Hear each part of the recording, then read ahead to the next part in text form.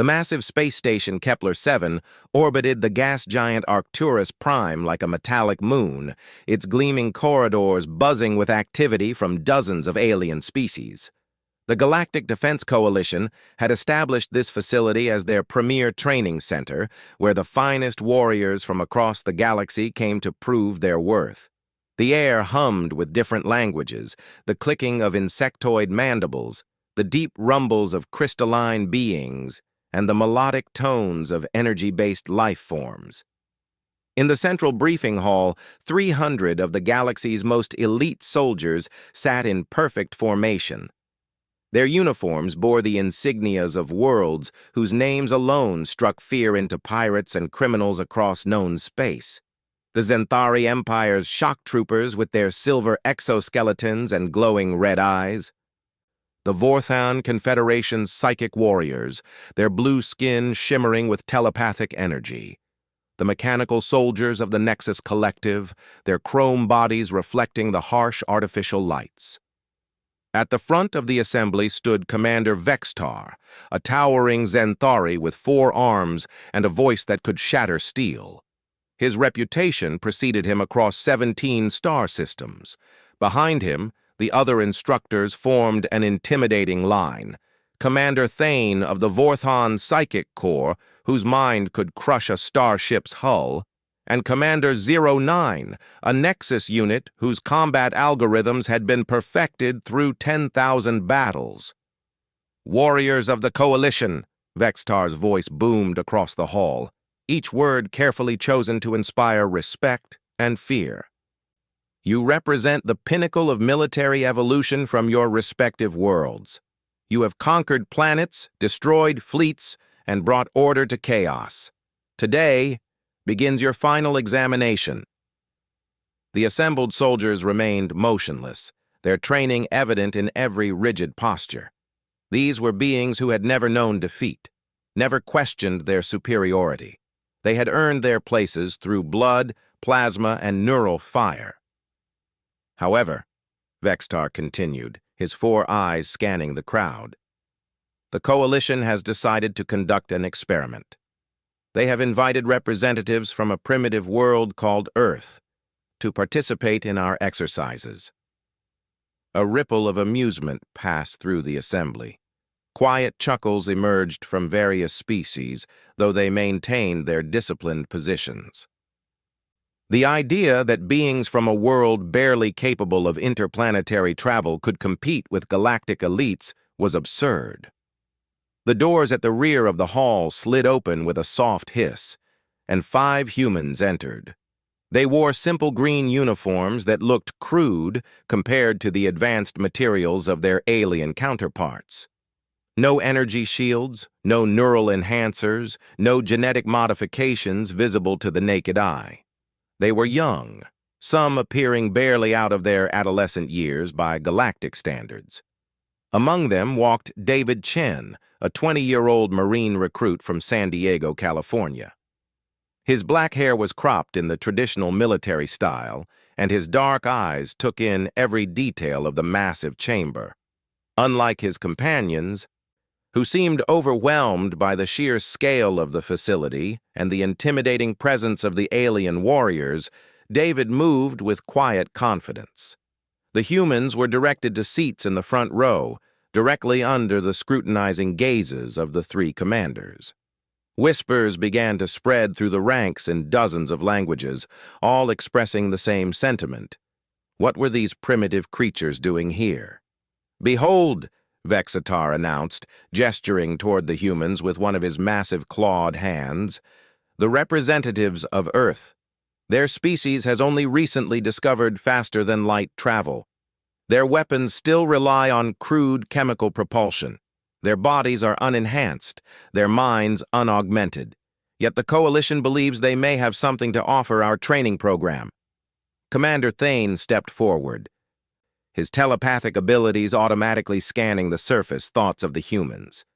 What he found disappointed him. Simple concerns about home, nervousness about the training, basic tactical thinking. Nothing that suggested advanced military capability. "Tell me, humans," Thane said, his mental voice echoing in their minds rather than speaking aloud. What possible contribution could your species make to an elite military force? The other humans shifted uncomfortably in their seats, clearly intimidated by the psychic communication. But David remained calm, looking directly at the Vorthan commander. "Sir," David replied aloud, his voice clear and steady, "we're here to learn and to serve. We don't claim to be better than anyone else, but we're willing to do whatever it takes to protect innocent lives." This response triggered a wave of laughter from the assembled warriors. The Zenthari soldiers' chittering filled the air like angry insects. The Nexus unit's optical sensors flashed in patterns that indicated mechanical amusement. Even some of the usually stoic Vorthan psychics allowed themselves mental chuckles that leaked into the telepathic background noise. "Protect innocent lives?" 09's synthesized voice crackled with electronic static that somehow conveyed mockery. "Human, our combat algorithms indicate that your species' military capabilities rank approximately 0.003 on the galactic standard. Your weapons would barely scratch our armor. Your tactics are primitive. Your physical capabilities are laughable." David nodded respectfully. "That may be true, sir. We have a lot to learn." This humble response only increased the amusement of the audience. To these warriors who had conquered worlds and destroyed fleets, such modesty seemed like weakness. They had never encountered a species that admitted inferiority so readily. Vextar raised one hand for silence, and the laughter gradually died down. "Very well. Since you are here, you will participate in our standard evaluation protocols. Perhaps you will provide some entertainment before the serious training begins." The commander activated a holographic display that showed the training facility's layout. Massive chambers filled with obstacles, weapons ranges that stretched for miles, and simulation rooms capable of recreating any battlefield condition imaginable. "Phase 1 will test your basic combat capabilities," Vexatar explained. "You will face opponents in single combat, demonstrate marksmanship skills, and navigate complex tactical scenarios. Those who fail will be eliminated immediately." David studied the holographic display with intense focus, memorizing every detail. His companions seemed nervous, whispering among themselves about the impossibility of competing against such advanced beings. But David's expression remained calm, almost meditative. "Phase 2 will evaluate your ability to work within mixed species units," Thane continued. "You will be assigned to teams with our elite soldiers and expected to contribute meaningfully to complex military operations." "Phase 3, 09 added, will be individual challenges against our command staff. Only the most exceptional candidates reach this level." The implication was clear. No human would advance that far. The assembled warriors understood this, and many were already calculating how quickly they could eliminate the Earth representatives and move on to serious competition. "Questions?" Vextar asked, his tone suggesting he didn't expect any worthwhile inquiries. David raised his hand. "Sir, are there any restrictions on fighting techniques or equipment use?" "Standard rules apply," the Zenthari commander replied dismissively. "No lethal force, no permanent damage, no weapons of mass destruction. Beyond that, any technique that demonstrates genuine military skill is acceptable." "Understood, sir." The briefing continued with detailed explanations of scoring systems, elimination criteria, and safety protocols. The alien warriors listened with professional attention, already planning their approaches to the various challenges. The humans, meanwhile, seemed to shrink further into their seats as the complexity and difficulty of the training became clear. When the session finally ended, the warriors filed out in perfect formation, heading to their assigned quarters. The humans were directed to a smaller section of the station, clearly segregated from the main force. As they walked through the corridors, alien soldiers pointed at them and made comments in their native languages. While the humans couldn't understand the words, the mocking tone was universal. That evening, in the human quarters, David's companions expressed their concerns openly. Sarah Martinez, a Navy pilot from Texas, paced the small common area like a caged animal. "This is insane," she said, running her hands through her brown hair. "Did you see those Zenthari? They could tear us apart with their bare hands. And the psychics? They were reading our minds like open books."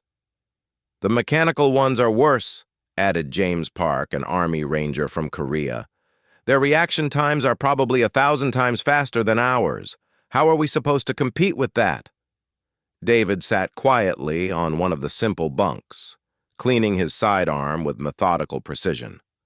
The weapon looked ancient compared to the energy rifles and plasma cannons he'd seen the aliens carrying.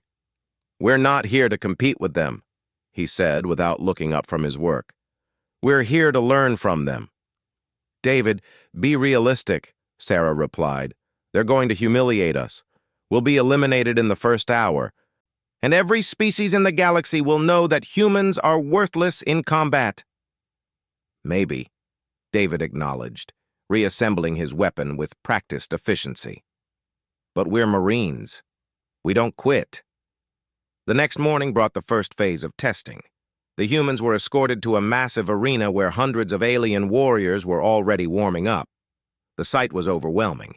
Zenthari soldiers lifting weights that would crush a human instantly, Vorthan psychics levitating objects with their minds, Nexus units running complex combat algorithms that made the air around them shimmer with data streams. The humans were assigned to the same warm-up area where their primitive exercises immediately drew attention. David began with simple push-ups, sit-ups, and stretching routines that his Marine instructors had drilled into him since boot camp. To the aliens, these movements looked like a child's play. A group of Zenthari approached, their massive forms casting shadows over the humans.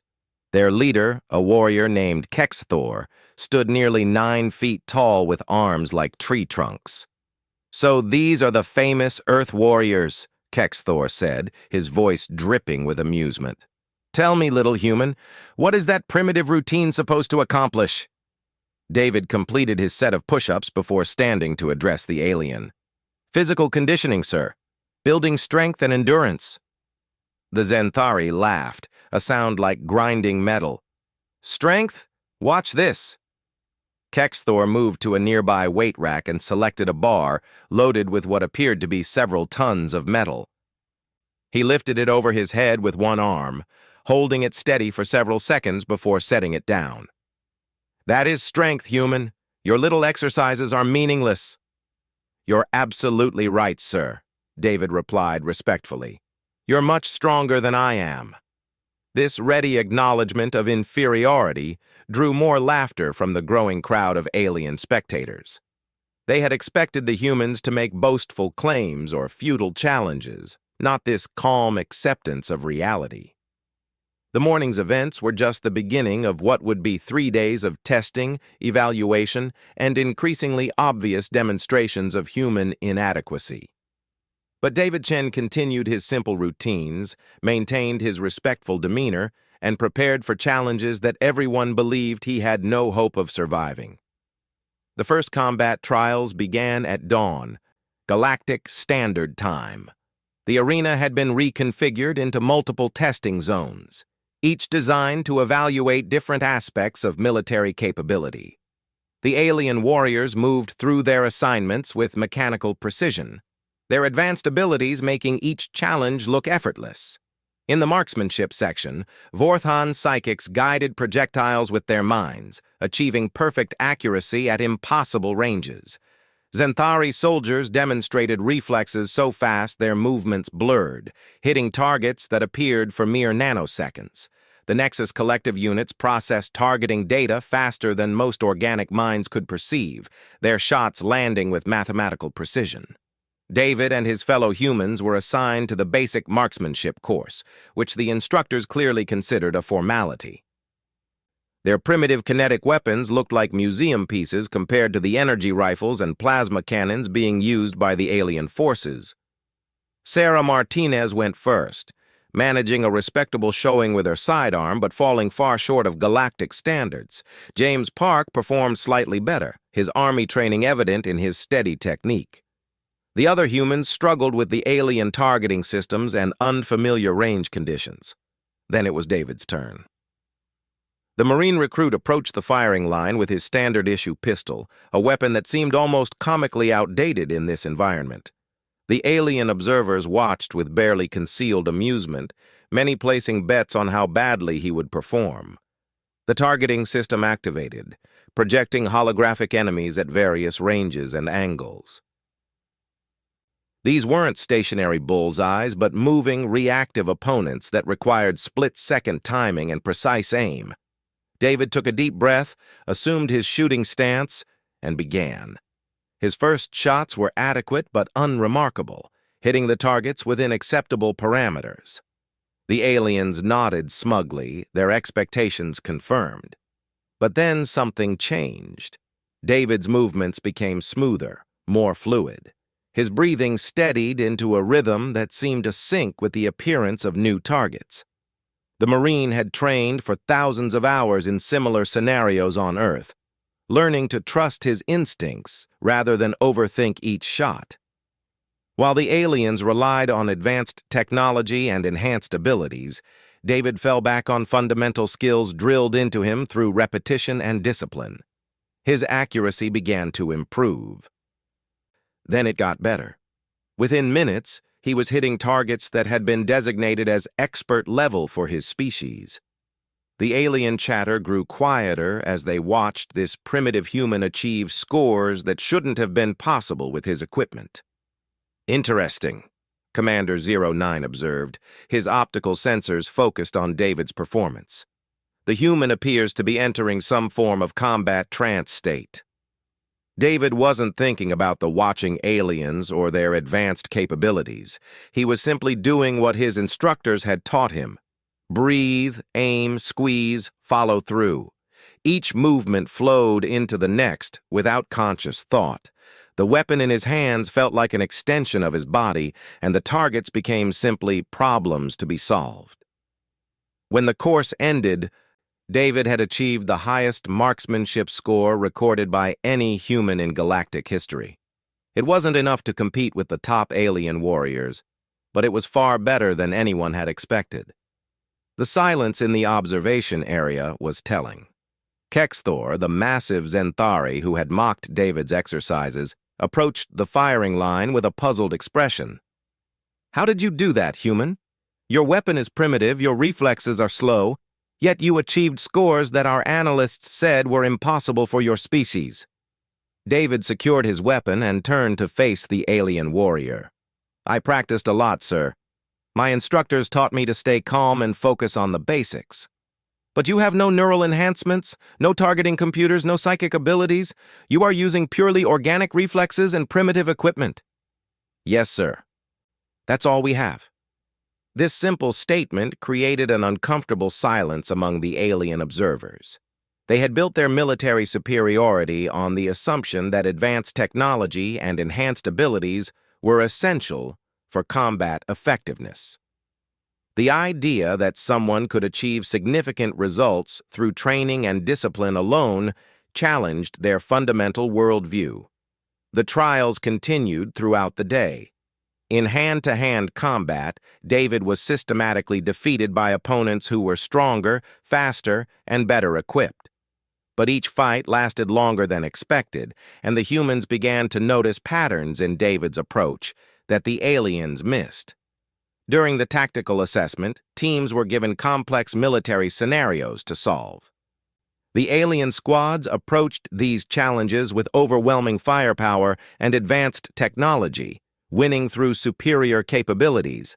When David's mixed human team faced their scenario, they were expected to fail quickly and decisively.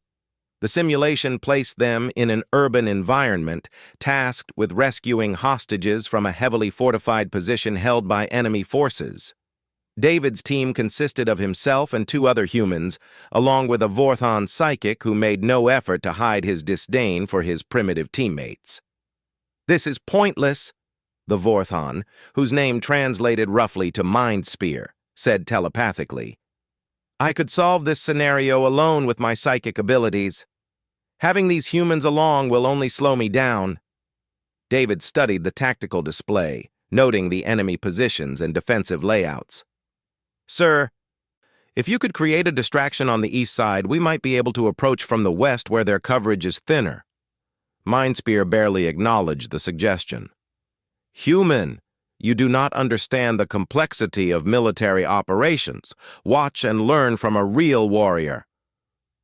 The Vorthon psychic launched himself into the simulation with confidence, using his mental powers to assault the enemy positions directly. His approach was impressive, showcasing abilities that could devastate conventional forces. But the scenario had been designed to challenge even elite galactic warriors, and Mindspear's direct assault quickly drew overwhelming return fire.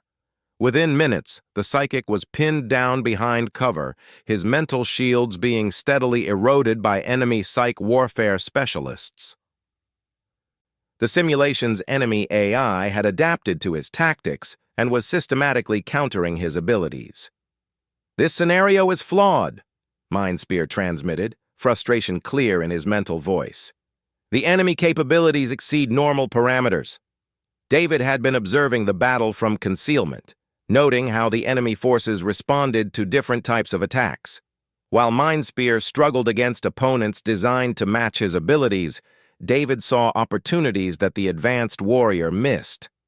Sir, he said quietly, if you could draw their attention for 30 seconds, I think we can get to the hostages. Impossible. The enemy has sensor coverage on all approaches. Not all of them, David replied, pointing to a route through the simulation's urban landscape. They're focused on defending against psychic assault and energy weapons. They might not be watching for someone moving on foot through the old-fashioned way. Mindspear's mental scoff was audible to anyone with telepathic sensitivity. But his current situation was becoming increasingly desperate, and he had few alternatives. Very well, human. Attempt your primitive plan. David motioned for his human teammates to follow, then began moving through the simulation's city streets. Instead of trying to match the enemy's advanced technology, he used basic infantry tactics, moving from cover to cover, avoiding predictable routes, timing his movements to coincide with distractions created by Mindspear's ongoing battle. The enemy AI, focused on containing a psychic warrior, didn't immediately recognize the threat posed by 3 humans with conventional weapons moving through areas it considered secure. David's team reached the hostage location just as Mindspear's mental shields began to collapse. The rescue itself was textbook marine operations, quick, precise, and executed with minimal fuss. David's team secured the hostages and extracted them while the enemy forces were still trying to finish off the Vorthon psychic. When the simulation ended, their success surprised everyone watching, including Mindspear himself. How did you know that approach would work? The psychic asked, his mental voice now carrying a note of genuine curiosity rather than condescension. I watched how they responded to your attacks, sir, David explained. They were programmed to handle advanced threats, so I figured they might not be ready for basic ones. This response created another uncomfortable silence among the alien observers. The idea that basic tactics could succeed where advanced ones failed went against everything they had been taught about military evolution. As the day's trials concluded, David's performance had become the subject of intense discussion among the alien warriors. He hadn't won any individual competitions, but his results were consistently better than his species' baseline capabilities suggested was possible. More disturbing to the galactic warriors was his ability to find solutions that their advanced training hadn't prepared them to recognize. Commander Vexistar called an emergency staff meeting that evening, gathering with Thane and 09 to review the day's results. The human's performance is anomalous, 09 reported, his mechanical voice carrying what might have been confusion. Our projections indicated that his species should have been eliminated from all trials within the first hour. Instead, he has achieved scores that suggest significant military potential. It's not just his individual performance, Thane added, his blue skin flickering with the mental energy he used to process complex thoughts. He demonstrates tactical thinking that we didn't expect from such a primitive species. His approach to problems is unconventional. Vexatar's 4 eyes studied the performance data displayed on the chamber's holographic screens. Unconventional how? He doesn't try to match our capabilities, Thane explained. Instead, he finds ways to make his limitations irrelevant to the task at hand. It's a completely different approach to military problem solving. 09's optical sensors flashed in patterns indicating deep analysis. This could represent a significant gap in our understanding of military science. If primitive techniques can achieve results comparable to advanced ones under certain circumstances, our strategic doctrines may need revision. The 3 commanders shared what could only be described as concern. They had built their reputations on the assumption that military evolution followed a predictable path. More advanced technology, enhanced abilities, and superior firepower always prevailed over primitive alternatives. David Chen's performance suggested that this assumption might be flawed. Tomorrow's trials will be more challenging, Vextar decided. We will increase the difficulty parameters and see if this human's performance was simply the result of favorable conditions. Back in the human quarters, David's companions were reviewing the day's events with a mixture of amazement and worry. "You're making them nervous," Sarah observed, watching David clean his equipment with the same methodical care he showed every evening. "Did you see how they were staring at you during the tactical assessment?" "They weren't expecting us to succeed," James added. "Hell, I wasn't expecting us to succeed. How did you know that plan would work?" David finished his equipment maintenance before answering. "I didn't know it would work, but it seemed worth trying." "That's it?" Sarah pressed. "You risked all of our evaluation scores on something that seemed worth trying?" "We weren't going to pass their evaluations using their methods," David replied calmly. "They're all better at being them than we could ever be. So we had to find ways to be us instead." This simple philosophy would be put to the ultimate test in the days to come, as the Galactic commanders prepared challenges specifically designed to break David's unconventional approach to military problem-solving. The final day of evaluation arrived with an atmosphere of unprecedented tension throughout Kepler-7 station. Word of the humans' unexpected performance had spread through the ranks, creating divisions among the alien warriors. Some dismissed David's success as flukes or flawed testing parameters. Others began to question fundamental assumptions about military capability that had gone unchallenged for centuries. Commander Vextar stood before the assembled warriors in the main arena, his 4 arms crossed in a gesture that conveyed barely controlled irritation. The Zenthari's reputation had been built on never being surprised by an opponent, yet these primitive humans had managed to exceed every prediction about their capabilities. Today's final evaluation will consist of individual challenges against command-level opponents, Vextar announced, his voice carrying across the vast chamber. Only candidates who demonstrate exceptional ability will be granted the opportunity to face our senior staff in direct combat scenarios. The implications were clear to everyone present. The commanders were abandoning their original plan of simple elimination trials. Instead, they were preparing to personally demonstrate the vast gulf between primitive human capabilities and advanced galactic military science. David Chen stood with his 4 remaining human companions in the designated area, aware that hundreds of alien eyes were focused on their small group. His fellow humans had performed adequately in the previous day's trials, but none had achieved the unexpected results that made David a subject of intense scrutiny. "The first challenge," Commander Thane announced, stepping forward with his blue skin shimmering with psychic energy, will test mental resilience and tactical adaptability under extreme pressure. A massive holographic arena materialized around the candidates, depicting a war-torn city under siege. The simulation was so detailed that the smell of smoke and the sound of distant explosions seemed real. Enemy forces moved through the virtual environment with deadly precision, their positions and capabilities shifting constantly. "Your objective is simple," Thane continued, his mental voice echoing in the minds of everyone present. "Survive for 10 minutes while accomplishing a specific mission that will be revealed to you once the simulation begins. You will face opponents whose capabilities exceed anything you have encountered in previous trials." The Vorthon psychic's confidence was evident in every gesture. He had designed this challenge specifically to exploit human limitations.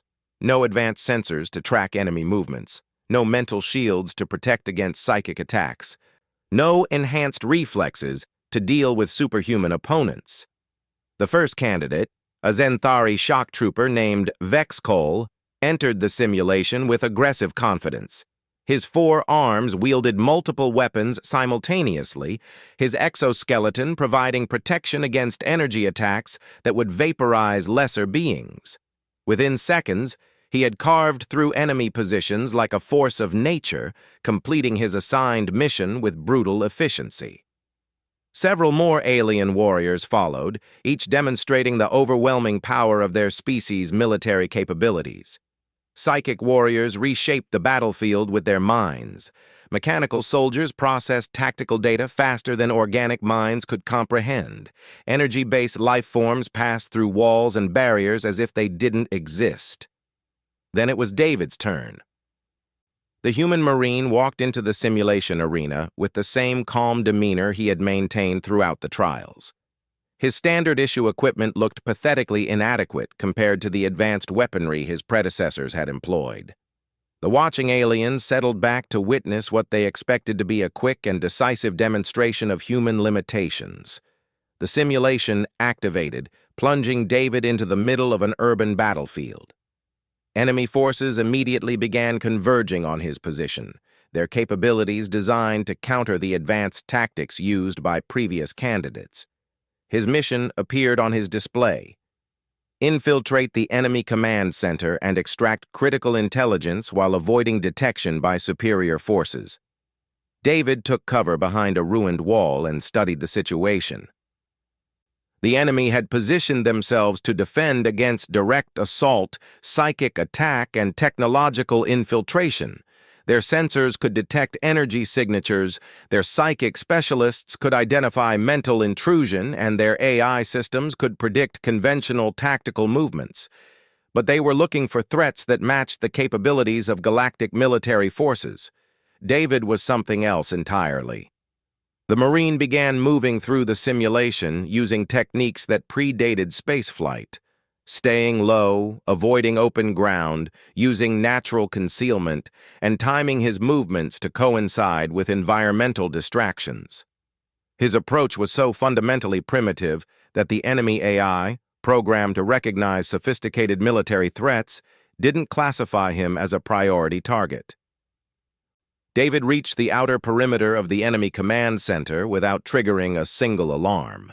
The alien watchers began to pay closer attention, their confident amusement giving way to puzzled interest. How was this primitive human achieving infiltration success against defensive systems designed to stop elite galactic warriors? The answer lay in the fundamental difference between David's approach and everything the enemy AI had been programmed to counter. While alien military doctrine focused on overwhelming capability, David used the absence of capability to his advantage. He wasn't using advanced sensors, so he couldn't be detected by counter-surveillance systems. He wasn't employing energy weapons, so he didn't trigger weapon detection protocols.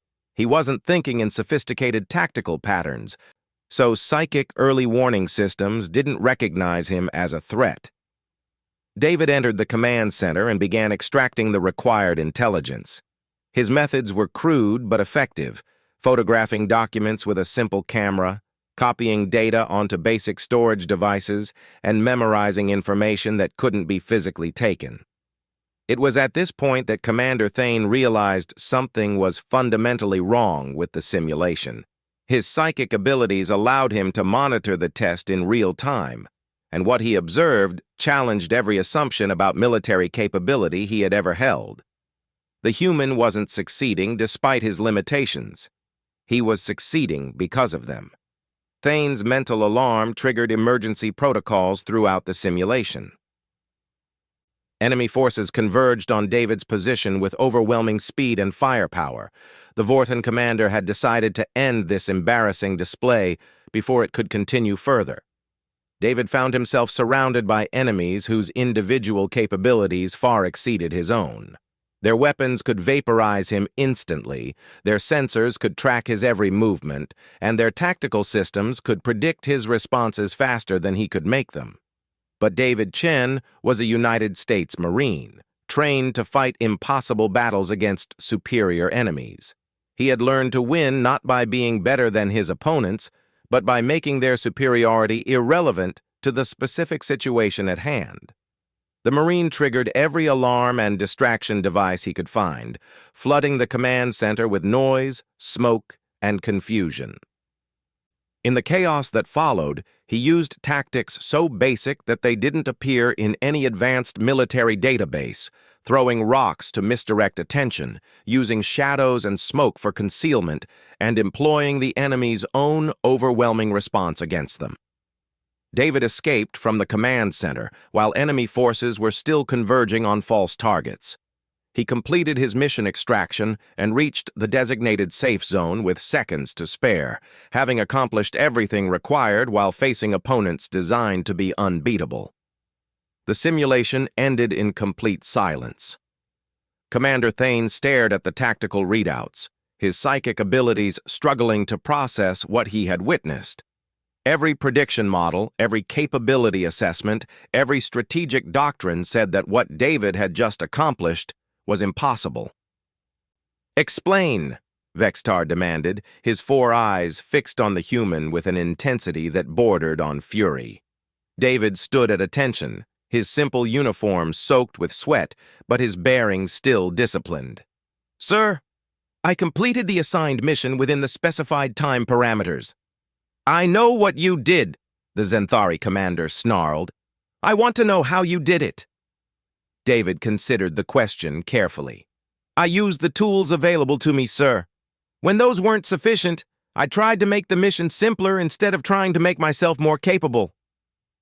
This answer sent shockwaves through the assembled alien warriors. The idea of making military challenges simpler rather than making warriors more advanced was completely foreign to their thinking. They had spent centuries developing more sophisticated weapons, enhancing their natural abilities, and creating increasingly complex tactical doctrines. David had achieved success by moving in the opposite direction. Commander 09 stepped forward, his optical sensors focused on the human with mechanical intensity. "Your approach violates fundamental principles of military evolution. Advanced capabilities should always triumph over primitive ones." "Yes, sir," David agreed. "In a direct confrontation, you would defeat me easily. But this wasn't a direct confrontation. It was a specific problem with specific requirements." "You are saying that primitive methods can be superior to advanced ones?" Vextar's voice carried a dangerous edge. "No, sir. I'm saying that sometimes different methods work better than expected methods. You were all prepared for enemies who would try to match your capabilities. I was just trying to complete the mission." The alien commanders exchanged glances that conveyed volumes of unspoken communication. They were facing a crisis that went beyond simple military evaluation. If David's success wasn't a fluke, if primitive techniques could consistently achieve results against advanced defenses, then every strategic assumption in the galactic military complex needed re-examination. "Final challenge," Vextar announced suddenly. "Direct combat against command staff. No missions, no objectives, no complications. You will face each of us individually in pure military confrontation. The arena reconfigured itself into a simple combat space, flat ground, minimal cover, equal visibility for all participants. This was exactly the kind of direct confrontation that should favor advanced capabilities over primitive ones. David faced Commander 09 first. The Nexus Collective Warrior was a masterpiece of military engineering. Reflexes measured in microseconds, targeting systems that could track multiple opponents simultaneously, and defensive systems that could deflect energy weapons. Against a human with conventional equipment, the mechanical warrior should have achieved victory in seconds. The fight began with 09 demonstrating exactly why artificial intelligence dominated modern warfare. His movements were precise beyond organic capability. His attacks timed with mathematical perfection. David found himself outmaneuvered, outgunned, and overwhelmed by an opponent who could process tactical information faster than human minds could comprehend. But something unexpected began to happen as the fight continued. 09's combat algorithms were designed to counter sophisticated opponents who would try to match his capabilities or exploit his weaknesses. David wasn't doing either. Instead, he was simply reacting to immediate threats without any apparent overall strategy. This approach created a problem for the mechanical warrior's prediction systems. 09 could calculate the optimal response to complex tactical plans, but David wasn't making plans. He was just responding to each moment as it occurred, using basic combat skills without attempting sophisticated maneuvers. David's apparent randomness made him increasingly difficult to predict. 09 found his targeting system struggling to lock onto a target whose movements didn't follow any recognizable pattern. The mechanical warrior's advantages in speed and firepower remained overwhelming, but his ability to efficiently apply those advantages was being compromised by an opponent who refused to fight in predictable ways. The combat continued far longer than anyone expected. David absorbed punishment that would have destroyed lesser beings, but he kept moving, kept fighting, kept creating small moments of confusion that disrupted 09's tactical algorithms. Finally, in a moment that would be analyzed by military scholars for decades, David achieved the impossible. 09's targeting system locked onto what it calculated was David's most probable next position, but David moved somewhere else entirely. The mechanical warrior's attack missed by mere inches, leaving him momentarily exposed. David's counterstrike was simple, direct, and completely unexpected. Instead of trying to match 09's advanced capabilities, he used the most basic combat technique imaginable. He tackled the mechanical warrior and used simple leverage to knock him off balance. 09 fell to the ground with David on top of him, his sophisticated combat system suddenly useless in a close-quarters grappling match they hadn't been designed to handle. The fight ended with David Chen, a primitive human with no enhanced abilities, holding a submission hold on one of the galaxy's most advanced military units. The silence that followed was absolute. Commander Thane and Commander Vextar stared at the scene before them, their understanding of military reality crumbling. One primitive human had just defeated a Nexus collective commander using techniques that predated interstellar travel. "This is impossible," Thane whispered, his psychic abilities reeling from the cognitive dissonance. David helped 09 to his feet, then turned to face the remaining commanders. "Sir, are you ready for the next match?" What followed would reshape galactic military doctrine forever. David faced Commander Thane and used the psychic warrior's own mental abilities against him by thinking in patterns so simple and direct that they couldn't be predicted or countered. He defeated Commander Vextar by refusing to engage in the sophisticated combat that the Zenthari's training had prepared him for, instead using basic human endurance and adaptability to outlast his stronger opponent. When the trials ended, David Chen stood as the only candidate to defeat all three command staff members. He had achieved the impossible not by surpassing alien capabilities, but by demonstrating that human limitations could become advantages under the right circumstances. The galaxy would never look at primitive species the same way again.